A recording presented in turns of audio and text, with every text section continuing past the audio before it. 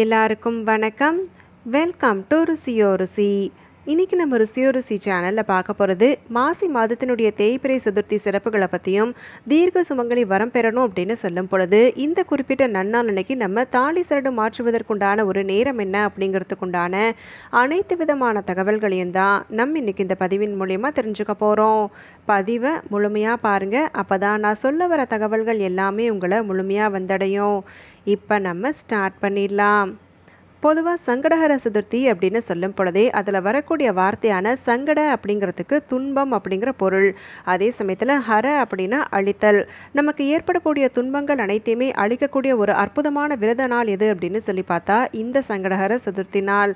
பௌர்ணமிக்கு அடுத்து வரக்கூடிய 4வது திதியான சதுர்த்தி திதியை மாதத்தில் வரக்கூடிய சங்கடஹர சதுர்த்தி அப்படின்னு சொல்லி அழைப்போம். நமக்கு எப்பேற்பட்ட சங்கடங்கள் வாழ்க்கையில் இருந்தாலுமே அது அனைத்துமே நீங்கி சௌபாகியம் பெறணும் அப்படின்னு சொல்லும் பொழுது இந்த குறிப்பிட்ட நன்னாள் அன்னைக்கு நம்ம வீடுகளில் பிள்ளையாரை வணங்கி வழிபடுவது அப்படிங்கிறது செய்யணும்.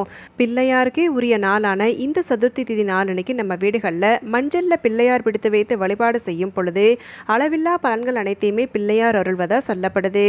முதல் முக்கியமான விஷயம், கண்டிப்பா நம்ம மஞ்சள்ல பிள்ளையார் பிடித்து வழிபடுவது அப்படிங்கிறது செய்துக்கோங்க.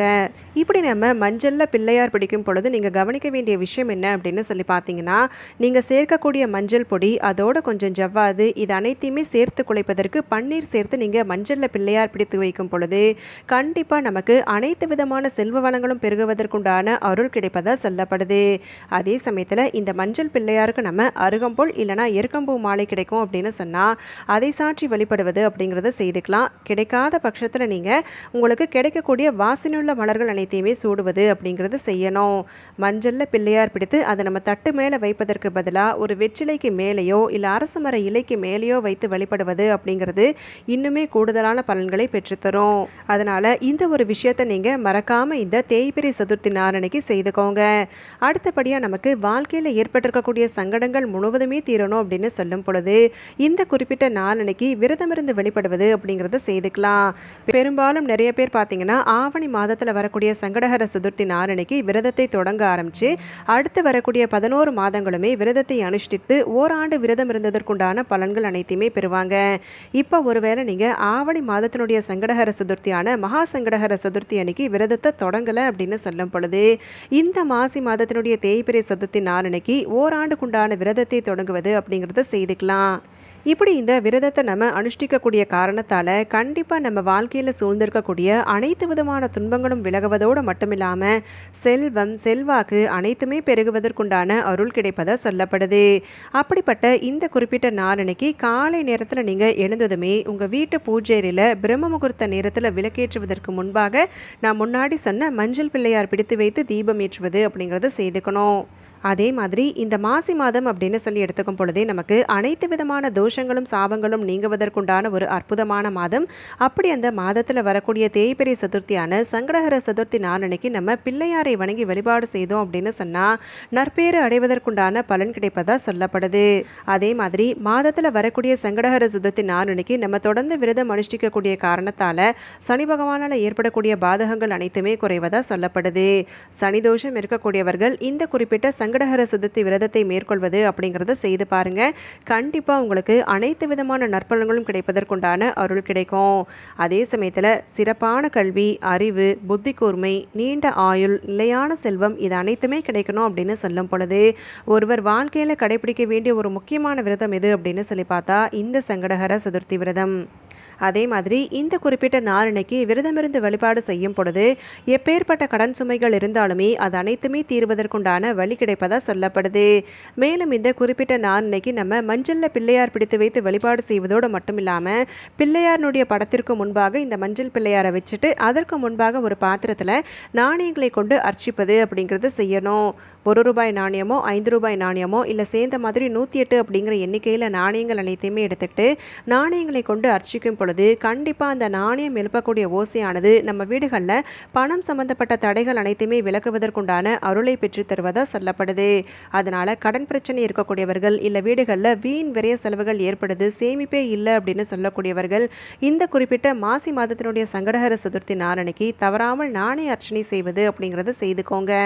இப்படி நம்ம நாள் முழுவதுமே பிள்ளையாருடைய நினைவா இருந்து பிள்ளையாருக்குரிய பாடல்கள் அவருக்குரிய போற்றிகள் அனைத்தையுமே சொல்லி வழிபாடு செய்யும் பொழுது கண்டிப்பா அந்த மந்திரங்கள் எழுப்பக்கூடிய ஓசையானது வீட்டில் இருக்கக்கூடிய அனைத்து விதமான தீயவைகளையும் அகற்றி நல்லவைகள் அனைத்தையுமே தேடி வருவதற்குண்டான அருளை பெற்று தருவதா சொல்லப்படுது. அதே மாதிரி ஒரு பழமொழி சொல்ல கேள்விப்பட்டிருப்போம், மாசி கயிறு பாசி படியும் அப்படின்னு சொல்லிட்டு. இப்படி இந்த பழமொழிக்கு ஏற்றாற் போல இந்த குறிப்பிட்ட மாசி மாதத்துல நம்ம தாலி சரடு மாற்றிக்கொள்ளும் பொழுது கணவர் தீர்க்க ஆயுளோடையும் தீர்க்க சுமங்கலி வரத்தையும் பெற முடிவதா சொல்லப்படுது. ஏன்னா இந்த மாசி மாதம் அப்படின்னு சொல்லி எடுத்துக்கிட்டாலே சிவபெருமானோடு சக்தி தேவி தாயார் ஐக்கியமான மாதம் அப்படிங்கிற காரணத்தால பொதுவாகவே இந்த மாசி மாதத்துல திருமணம் நடக்குது அப்படின்னு சொன்னாலே தம்பதியினர் ஒற்றுமையோடு நீண்ட ஆயுளோடு வாழ்வதற்குண்டான அருள் கிடைப்பதா சொல்லப்படுது. அப்படி அந்த விதத்துல இந்த மாசி மாதத்தினுடைய சங்கடஹர சதுர்த்தி அப்படின்னு சொல்லி எடுத்துக்கும் பொழுது இந்த குறிப்பிட்ட நன்னாள் அன்னைக்கு நம்ம தாலி சரடு மாற்றிக்கொள்வது அப்படிங்கிறத செய்யலாம். நிறைய பேர் நம்ம சேனல் பதிவுகளில் மாசி மாதத்துல எந்த நாளில் மாற்றலாம் அப்படின்னு சொல்லி தொடர்ந்து கேட்டுக்கிட்டே இருக்கீங்க. அப்படி அந்த விதத்தில் மாசி மாதத்தினுடைய சங்கடஹர சதுர்த்தியானது நமக்கு இந்த வருடம் பிப்ரவரி 28 வருது. இப்படி இந்த நாளின் பொழுது மாலை 4:30 to 5:30 அப்படிங்கிற அந்த நேரத்தில் மாங்கல்ய சரடு மாற்றிக்கொள்வது அப்படிங்கிறத செய்துக்கலாம். நம்ம வாழ்க்கையில் சூழ்ந்திருக்கக்கூடிய சங்கடங்கள் அனைத்துமே விலகணும், நல்ல ஒரு தீர்க்க சுமங்கலி வரம் கிடைக்கணும் அப்படின்னு சொல்லும் பொழுது இந்த அற்புதமான மாசி மாதத்தினுடைய சங்கடஹர சதுர்த்தி நாளன்னைக்கு நம்ம தாலி சரடு மாற்றிக்கொள்வது அப்படிங்கிறத செய்துக்கலாம். அதே மாதிரி கடன் பிரச்சனை இருக்கக்கூடியவர்கள் அந்த கடன் பிரச்சனை முழுவதுமே தீரணும் அப்படின்னு சொல்லும் பொழுது இந்த குறிப்பிட்ட நாளன்னைக்கு நம்ம பிள்ளையாரை வணங்கி வழிபாடு செய்யும் பொழுது காலை நேரத்தில் நீங்க ஏற்றக்கூடிய தீபத்தின் பொழுதே ஒரு தட்டுல பச்சரிசி அனைத்தையுமே பரப்பிட்டு அந்த பச்சரிசிக்கு மேல உங்களுக்கு எவ்வளவு கடன் தொகை இருக்கோ, 1 லட்சமோ 2 லட்சமோ 10 லட்சமோ எவ்வளவு கடன் தொகை இருக்கோ அந்த கடன் தொகையை நீங்க அந்த பச்சரிசிக்கு மேல எழுதிட்டு அந்த கடன் தீர வேண்டும் அப்படிங்கிற அந்த கோரிக்கையை எழுதி வைப்பது அப்படிங்கிறத செய்துக்கோங்க.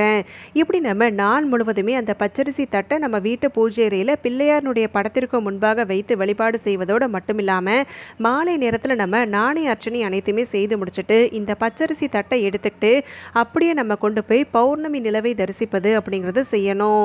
இப்படி நம்ம செய்யும் பொழுது கண்டிப்பா நமக்கு ஏற்பட்டிருக்கக்கூடிய எப்பேற்பட்ட கடன் பிரச்சனைகள் இருந்தாலுமே சரி அது அனைத்துமே தீர்வதற்குண்டான வழி கிடைப்பதா சொல்லப்படுது. பொதுவா பௌர்ணமி முடிந்து வரக்கூடிய சதுர்த்தி திதி நாளன்னைக்கு நம்ம நிலவை தரிசனம் செய்யும் பொழுது கண்டிப்பா நம்ம வாழ்க்கையில சூழ்ந்திருக்கக்கூடிய அனைத்து விதமான சங்கடங்களும் துன்பங்களும் விலகுவதற்குண்டான அருள் கிடைப்பதா சொல்லப்படுது. அதுலயும் இந்த மகத்தான மாசி மாதம் அப்படின்னு சொல்லி எடுத்துக்கும் பொழுது கண்டிப்பா நமக்கு மங்கள வாழ்வை அருளக்கூடிய மாதம் அப்படிங்கிற காரணத்தால இந்த குறிப்பிட்ட நாளன்னைக்கு நம்ம கண்டிப்பா நிலவை தரிசிப்பது அப்படிங்கிறத செய்யணும். அதே மாதிரி நிறைய பேருடைய மனதில் எழக்கூடிய கேள்வி என்ன அப்படின்னு சொல்லி பார்த்தீங்கன்னா, நம்ம பிடித்து வைத்த மஞ்சள் பிள்ளையாரை என்ன செய்யணும் அப்படின்னு சொல்லி கேட்பீங்க.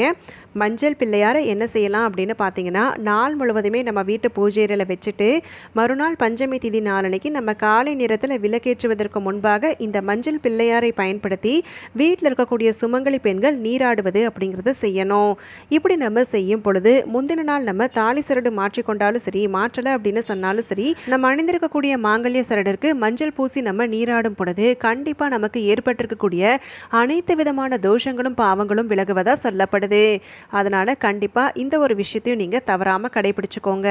இப்ப நம்ம இந்த பதிவின் மூலியமா மங்கள வாழ்வை அருளக்கூடிய மாசி மாதத்துல வரக்கூடிய தேய்பிறை சதுர்த்தி நாளன்னைக்கு நம்ம வீடுகள்ல பிள்ளையாரை எப்படி வணங்கி வழிபாடு செய்யணும், தீர்க்க சுமங்கலி வரம் வேணும் அப்படின்னு சொல்லக்கூடியவர்கள் இந்த குறிப்பிட்ட நாளன்னைக்கு தாலி சரடு மாற்றிக்கொள்ளக்கூடிய மகத்தான நேரம் என்ன அப்படிங்கிறதுக்குண்டான அனைத்து விதமான தகவல்கள் எல்லாமே தெரிஞ்சுக்கிட்டோம். இப்படி இந்த பதிவின் மூலியமா நீங்க தெரிஞ்சுக்கிட்ட விஷயங்கள் அனைத்தையுமே முறையா கடைபிடித்து அனைத்து விதமான நற்பலன்களையும் பெற்று நல்ல ஒரு சிறப்பான சந்தோஷமான நிம்மதியான வாழ்க்கையை வாழணும் அப்படின்னு சொல்லி நானும் உங்களுக்காக மனதார வேண்டிக்கிறேன்.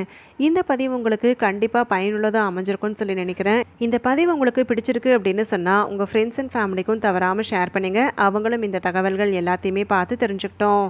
இந்த பதிவை நான் இதோட இங்க நிறைவு செய்றேங்க. நாளைக்கு மறுபடியும் ஒரு பயனுள்ள பதிவோடு உங்களை நான் சந்திக்கிறேன். அது வரைக்கும் நன்றி, வணக்கம்.